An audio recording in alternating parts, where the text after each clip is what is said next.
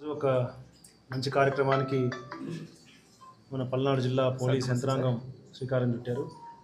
SP గారి ఆధ్వర్యంలో అన్ని పోలీస్ స్టేషన్స్లో ఈ డిజిటల్ బోర్డ్స్ పెట్టి పోలీస్ స్టేషన్కి వస్తున్నటువంటి పబ్లిక్ అయితేనేమి ఇతర ప్రజలందరికీ కూడా చట్టాల మీద అవగాహన కల్పిస్తూ ఇటువంటి నేరాలు జరిగే అవకాశం ఉంది, దాని పట్ల మనం ఏ విధంగా వ్యవహరించాలి, ఎట్లా అప్రమత్తంగా ఉండాలనేది ఒక అవేర్నెస్ క్రియేట్ చేయడానికి ఒక మంచి కార్యక్రమాన్ని ఈరోజు శ్రీకారం చుట్టినందుకు వారిని అభినందిస్తున్నాను.